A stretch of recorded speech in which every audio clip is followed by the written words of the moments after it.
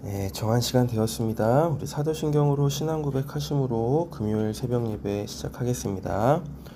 전능하사 천지를 만드신 하나님 아버지를 내가 믿사오며 그 외아들 우리 주 예수 그리스도를 믿사오니 이는 성령으로 잉태하사 동정녀 마리아에게 나시고 본디오 빌라도에게 고난을 받으사 십자가에 못 박혀 죽으시고 장사한 지 사흘 만에 죽은 자 가운데에서 다시 살아나시며 하늘에 오르사 전능하신 하나님 우편에 앉아 계시다가 저리로서 산자와 죽은 자를 심판하러 오시리라.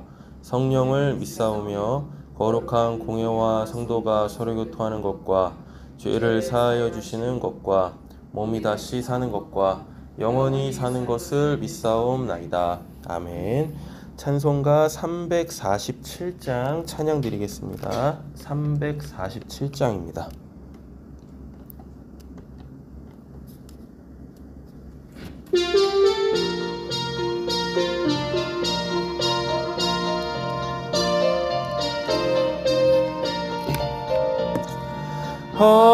허락하신 새 땅에 들어가려면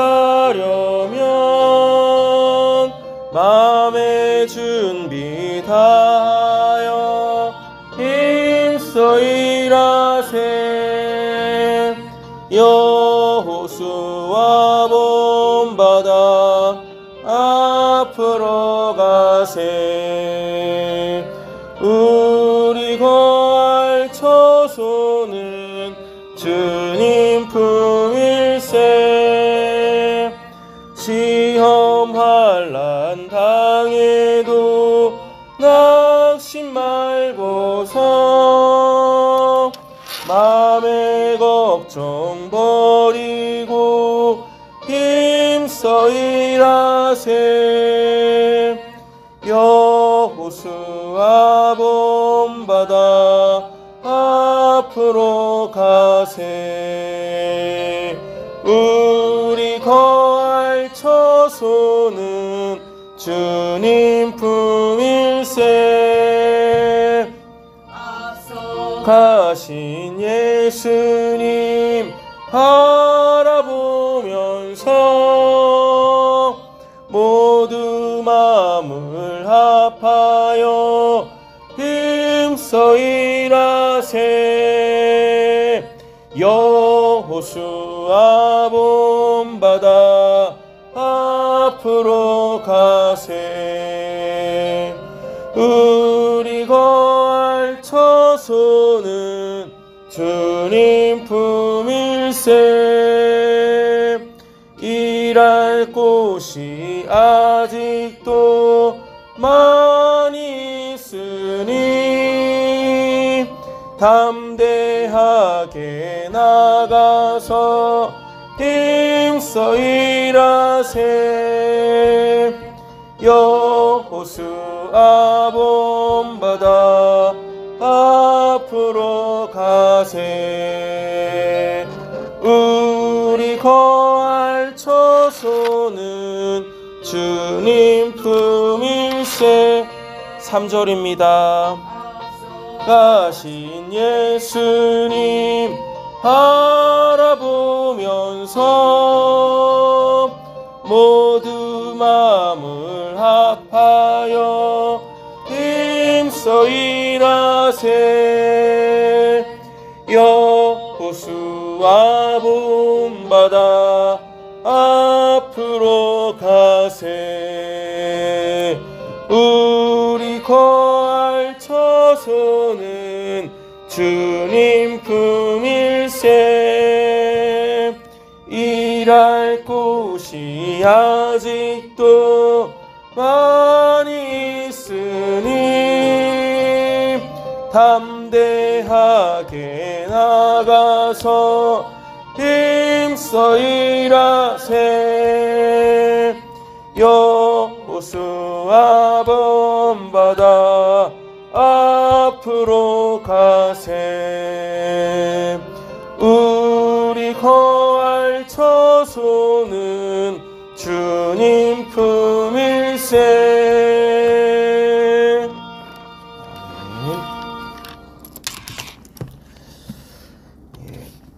오늘 묵상하실 말씀은 어제 민수기 27장 말씀 이어서 보도록 하겠습니다. 12절부터 모세의 후계자가 되어지는 여호수아, 이제 새로운 시대가 곧 이제 새롭게 출발하기 위한 준비 이 과정으로서 이렇게 우리적 개념에서 보면 뭐 인적 자원의 쇄신 뭐 이러겠죠. 그래서 도대체 여호수아는 어떤 사람이길래 하나님께서 모세의 후계자로 여호수아를 선택하셨는지, 더 자세한 내용은 이제 우리가 여호수아를 보면 알겠지만 미리부터 이렇게 하나님이 준비시키시는 모습을 볼 수가 있습니다. 그리고 한참 전부터 이미 여호수아는 출애굽 2세대들을 이끌고 가나안 땅을 점령할 사람으로 하나님께서 이제 준비시키시는 모습을 볼 수가 있습니다. 그것이 어떻게 성경에서는 등장했냐면 모세는 이제 하나님하고 대면하는 사이잖아요. 그만큼 하나님이 모세하고 친밀하셨습니다. 근데 모세의 장막이 회중들이 모여 있는 그 바깥에 이렇게 따로 있었어요. 모세의 장막이. 근데 하나님이 그 모세의 장막에서 계속 모세와 이렇게 대면하며 이제 소통하고 계셨었죠. 근데 그 모세의 장막을 지키고 또 관리하는 일을 누가 했었냐면 바로 여호수아가 했습니다. 그래서 여호수아는 어려서부터 이제 모세가 하나님하고 이렇게 대면하며 소통하던 사귐을 갖던 그러한 모습들을 계속 지켜봐왔죠. 그리고 아마도 그러한 영적인 어떠한 그 영역에 대하여서 남다르게 사모하게 되어졌을 거라 생각이 되어집니다. 그래서 다른 사람이 아니라 하나님께서 이 여호수아를 모세의 후계자로 삼으시는 거죠. 본문 보겠습니다. 27장 12절부터입니다. 주님께서 모세에게 말씀하셨다. 너는 여기 아바림 산줄기를 타고 올라가서 내가 이스라엘 자손에게 준 땅을 바라보아라. 그 땅을 보면 너희의 하나님과 같이 너희 주의 조상에게 돌아갈 것이다. 너희 둘이 신 광야에서 나의 명을 어겼기 때문에 이거 다 우리 알고 있죠? 이게 그 반석을 2번 친 거. 나를 거역하여 반란을 일으켰을 때에 너희들은 물을 떠뜨려 회중이 보는 앞에서 나의 거룩한 권능을 보였어야만 하였는데 너희는 그렇게 하지 않았다. 이것은 신 광야에 있는 가데스의 무리바에서 물이 터질 때 이를 두고 말씀하신 것이다. 모세가 주님께 이렇게 아뢰었다. 모든 사람에게 영을 주시는 주 하나님. 그럼 이제 이거는 우리에게 성령이겠죠. 그죠? 이제 사도행전 2장에 공식적으로 모든 사람들에게 하나님의 그 성령이 임하게 되었습니다. 근데 구약 때는 이르지 않아요. 구약 때는 진짜 구약 때는 어떤 특별한 사람에게만 개개인적으로 이렇게 부어주시던 것이 하나님의 성령이었습니다. 그런데 예수님 승천하신 이후에는 예수 그리스도로 구원을 받은, 그러니까 예수를 영접한 모든 사람들에게 하나님께서 당신의 영을 부으심으로 통하여서, 그러면은 하나님이 왜 성령을 부으셨는가, 왜 성령을 보내주셨는가에 대한 분명한 이유와 목적을 알아야 되겠죠. 그죠? 그건 아주 간단합니다. 첫째는 하나님의 형상과 모양을 회복하라고. 그게 이제 구체적으로 우리에게는 어떻게 나오느냐? 우리를 보면 사람들이 당신을 보면 마치 예수를 보는 것 같아요. 그걸 그리스도인이라고 하거든요. 우리를 그리스도인 되게 하기 위함이시다라는 겁니다. 그럼 도대체 그리스도인이 된다라는 것은 무엇입니까? 라고 했을 때 그것은 이제 어제 말씀드린 것 같아요. 뭐냐면 진리로 잉태해서 그 복음을 해산하는 것. 그러니까 이거를 이렇게 다시 말을 풀어보면 이제는 하나님이 나라는 사람을 통하여 누군가를 구원하시겠다라는 겁니다. 예. 그래서 우리를 복음으로 삼으시겠다는 얘기죠. 마가복음 1장 1절을 보면 하나님의 아들 예수 그리스도 복음의 시작이다라고 얘기를 하거든요. 근데 요한복음에 예수님이 자기를 뭐라고 부르시냐면은 나는 길이요 진리요 생명이니 라고 얘기를 합니다. 그래서 예수로 구원받는다라는 것은 진리가 내 안에 잉태된다라는 이야기죠. 그리고 그 잉태된 것은 해산의 때까지 이렇게 기다렸다가 이렇게 성장해가지고 그래서 결국은 이렇게 내 바깥으로 튀어 나가야 되잖아요. 그게 이제 해산이지 않습니까? 그러니까 내 안에 진리 이신 그 예수 그리스도 즉 성령이 내 안에서 예수가 어떠한 분이신지를 다 알려주세요. 그래서 요한복음에 예수님이 성령에 대해서 설명하실 때 성령이 내가 이제 가고 성령을 보낼 건데 진리의 영인 성령이 오면 그 성령이 나에 대해서 증거할 거야. 그 말은 나에 대해서 다 설명해 줄 거야. 내가 이 땅에서 그 3년 한 반 정도 이렇게 공생이 하는 걸로 너희들이 다 나를 이해하지 못했잖아. 내 성령이 오면 너희들이 미처 나와 함께 할 때 나를 이해하지 못했던 하나님에 대해서 잘 알지 못하였던 그 모든 부분들을 다 알려줄 거야 라고 얘기를 하거든요. 그게 이제 잉태 기간이에요. 그랬다가 이제 우리가 예수 그리스도를 전 인격적으로 이제 딱 받아들이게 되어지면 받아들인다라는 것은 그분이 어떠한 분이신지를 깊이 알게 된 거예요. 이해하게 되어진 거예요. 그럼 그때부터 이제 우리는 뭐가 되냐면 우리가 곧 복음이 됩니다. 우리가 복음이 되면은 다른 사람들이 우리를 보면서 뭐라 그래요? 당신이 진짜 그리스도인이네요. 라고 이렇게 인정하게 되어지죠. 이건 이제 사도행전에서 증거되어지잖아요.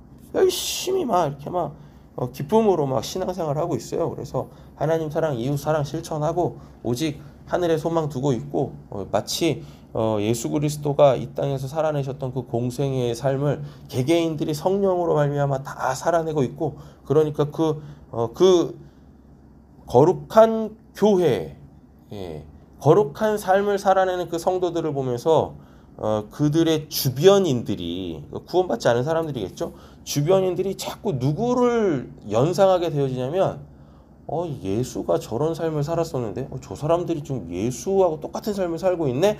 그래서 그들을 보고 그리스도인이라고 부르기 시작했어요. 이렇게 되어집니다. 그래서 하나님이 우리에게 성령을 부어주세요. 구약 때는 특별한 사람들, 그럼 그 특별한 사람들이 누구냐? 왕, 제사장, 선지자. 그래서 이들에게만 하나님께서 성령을 부어주셨단 말이에요. 그리고 그 성령을 부어주시는 것도 어떤 형태로 주어졌냐면 말씀을 주세요. 말씀을 집어 넣어가지고 그 말씀을 선포하게 합니다. 구약 때는 이렇게 좀 제한적이고 아주 이 특별한 방법으로다가 성령을 부으셨지만 예수 그리스도 이후에는 그 모든 사람이 예수를 영접하게 되어지면 하나님의 이 영, 즉 성령을 받게 되어진다라는 거죠. 그래서 소위 하늘의 삶을 살 수 있게 되어집니다. 그러니까 예수님께서 마태복음 1장에서부터 시작하는 것이 이미 하나님의 나라가 우리에게 도래했다, 왔다라고 이야기를 하고 누가복음 같은 말씀들을 보면은 천국이 즉 하나님의 나라가 여기 있다, 저기 있다 하는 것이 아니라 너희 안에 있다라고 이렇게 말씀을 하십니다. 그래서 성령은 우리에게 천국의 삶을 살게 하십니다. 우리가 그렇게 바람하지 않는 이 천국의 그 삶을 이 땅에서도 살아내게끔 하시는 분이 우리 성령이시죠. 16절. 네. 모든 사람에게 영을 주시는 주 하나님 이 회중 위에 한 사람을 임명하여 주시기를 바랍니다. 그때 백성 앞에서 나가기도 하고 백성 앞에서 들어오기도 할 것입니다. 백성을 데리고 나가기도 하고 데리고 오기도 할 것입니다. 주님의 해중이 목자 없는 양처럼 세지 않도록 하여 주시옵소서. 요것만 딱 봐도 그리고 이제 사도행전부터 성령의 시대, 즉 이제 교회라는 것이 공식적으로 출범하게 되어지잖아요. 이 세상 가운데. 때 이렇게 에베소서 이런 말씀들 쭉 살펴보면 또 뭐 고린도전서 12장 이런 말씀들을 이렇게 쭉 보면은 이 교회 공동체 예수 그리스도로 모인 사람들의 그 공동체를 우리는 교회라고 하지 않습니까? 이 교회에는 소위 말하는 이제 앞선 자가 있어요. 그게 이제 직분이겠죠. 직분. 그 직분은 지금 우리 시스템에서 보면은 이제 뭐 목회자들이죠. 소위 말하는 자신의 신앙을 그 신학이라는 걸로 체계를 분명하게 세워서 그 진리가 무엇인지를 연구하고 또 탐구해서 하나님이 어떠한 분이신지 더 깊이 알아 그 영생을 소위 말하는 이제 목회나 뭐 하나님의 말씀, 뭐 성도의 교제, 뭐 이런 걸 통하여서 전하는 거죠, 가르치는 거죠, 선포하는 거죠. 이러한 교회 가운데 이제 질서들이 이렇게 이 질서들을 하나님께서 세우셨다라는 겁니다. 그래서 오늘 본문 안에도 보면은 주님의 회중이 목자 없는 양떼처럼 되지 않도록 하여 주십시오라고 돼 있잖아요. 누군가 먼저 하나님을 알지 못하면 뭔 수로 하나님을 알아가겠냐고요. 그래서 개개인적인 신앙이 있죠. 근데 개개인적인 신앙이 있지만 그 개개인적인 신앙이 옳은 건지 그른 건지를 개인은 판단할 수가 없어요. 그래서 하나님께서 교회라는 곳을 세우시고 그 교회에 구원받은 성도들, 개개인의 신앙을 갖고 있는 성도들을 모으시는 겁니다. 그래서 서로가 서로에게 뭐 거울의 역할 또는 서로가 서로에게 그 소위 말하자면 바로미터들이 돼가지고 뭘 하는 거예요?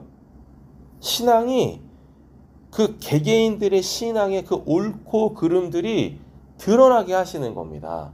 그래서 그른 것은 뭐하고 교회 공동체 안에서 또 그리고 그 개인에게서 제거해 나가시고 부정시키시고 옳은 것은 개인의 오름이 개인에게만 옳은 것이 아니라 그 개인의 오름이라는 그 영역을 교회 공동체 다른 일원들에게도 어떻게 해요? 확 열어 제끼는 거예요. 그래서 하나님이 이런 분이시군요. 그래서 다 그 하나님을 사모하게 하고 그걸 이제 마태복음에서는 천국은 침노하는 자의 것이다 라는 표현으로 우리에게 말씀을 해주고 계십니다. 이것은 앞선 사람이 반드시 있어야 되겠죠. 앞선 사람이라는 것은 먼저 신앙을 함으로 통하여서 이렇게 경험케 되어진 또는 깊이 깨닫게 되어진 그 하나님에 대한 암. 그러니까 이제 요한복음 17장 3절 이런 말씀들 보면은 영생은 하나님과 예수 그리스도를 아는 것이다라고 얘기를 하잖아요. 알려면 먼저 그거를 접해야 되겠죠. 그죠? 그래서 누구보다 먼저 하나님을 만나고 그 하나님에 대하여서 알게 되어지고 그래서 그에게 진리의 영역이 계시되어져서 그 본인이 누리고 있는 그 영생의 귀함을 다른 사람에게도 이렇게 전하게 되어지는 것. 그래서 그들도 한 사람 한 사람 그렇게 영의 꼴을 먹을 수 있게 되어지는 요 시스템이 이 교회에서는 무너지면 안 된다라는 이야기인 거죠. 18절이죠. 주님께서 모세에게 말씀하셨다. 너는 눈의 아들 여호수아를 데리고 오너라. 그는 영감을 받은 사람이다. 성령 받았다는 얘기겠죠. 너는 그에게 손을 얹어라. 너는 그를 제사장에다 세워 기둥 앞에 세우고 그의 문 앞에서 그를 후계자로 임명하여라. 너는 그에게 내가 가지고 있는 권위를 물려주어서 이스라엘 자손 온 회중이 그에게 복종하게 하여라. 그는 상할 일이 있을 때마다 세상의 설 앞에 가서 설 것이며 여호수아를 대신하여 우리의 표기를 사용하여 나 주에게 엎칠 것이다. 그러면 여호수아와 그와 함께 있는 이스라엘 하고 어느든 그의 말에 따라서 가고 그 말에 따라서 들어오기도 할 것이다. 모세는 주님께서 그에게 명하신 대로 하였다. 모세는 여호수아를 데려다가 제사장 엘르아살과 온 회중 앞에 세우고 주님께서 말씀하신 대로 자기의 손을 여호수아 얹어서 그 후계자로 임명하였다. 아멘. 오늘 여기까지 보도록 하겠습니다. 네. 그래서 새로 새 술은 새 부대에 담으라라고 이렇게 말하는데 엄밀히 따지고 보면은 솔직히 뭐 여호수아도 새 부대는 아니죠. 그렇죠? 예. 모세와 함께 그 사역의 최전선에 있었던 사람이지 않습니까? 예. 그런데 오늘 하나님께서 이 여호수아를 그 이제 다음 세대 지도자로 세우신 이유는 무엇이냐면 준비시킨 거예요. 그러니까 쉽게 말하면 옛 것을 새 것으로 준비시킨 거예요. 예. 전혀 준비도 안 돼 있는 어떠한 것을 또는 어떠한 누군가를 또 이제부터 너가 새 일 하는 거야? 아닙니다. 분명히 여호수아도 12명의 그 출애굽 1세대 중에 그 12명의 정탐꾼 중에 한 명이었단 말이에요. 여호수아도 분명히 뭐예요? 옛것입니다. 옛것. 그런데 하나님께서 그 옛것 중에 새 것이 될 수 있는, 아니 그냥 하나님께서 옛것 중에 너는 내가 새 것으로 새롭게 빚을 거야. 새 수를 새 부대에 담을 수 있도록 내가 너를 새 부대로 삼을 거야. 라고 하셔서 여호수아가 새 부대가 될 수 있었던 것이죠. 네. 그래서 오늘 우리가 그 옛것들은 다 배설물처럼 여기고 하나님께서 오늘 우리를 새 부대로 새롭게 하실 때 옛것에 미련두지 않는 저희들 되어졌으면 좋겠습니다. 그 누가복음에 보니까 그러잖아요. 옛것을 마시던 옛 술을 마시던 사람들이 새 술을 먹고 난 이후에 다시금 옛 술을 찾는다라는 말씀을 하시거든요. 네. 그렇겠죠. 당연히 옛 술이 숙성이 됐으니까 더 맛있겠지. 네. 그런데 우리는 절대로 그 습관에 따라 하던 그 식상한 신앙이 아니라, 몸이 건조한 신앙이 아니라 오늘을 새롭게 살아내게 하시는 그 새로운 것들을 받아들일 수 있는 좀 그런 용기가 좀 있었으면 좋겠어요. 용기가. 그래서 좀 기대도 하고. 그래서 오늘 또 하나님께서 나를 어떠한 영적 세계로 인도하실까 기대하시고 하시면 하나님께서 오늘 우리를 새 부대 삼으시고 새 술 담으시는 은혜 있을 줄로 믿습니다. 오늘이 금요일이네요. 우리 교회와 나라 위해서 기도하고 예배 마치도록 하겠습니다. 기도하시겠습니다. 사랑의 주 하나님 아버지, 오늘 우리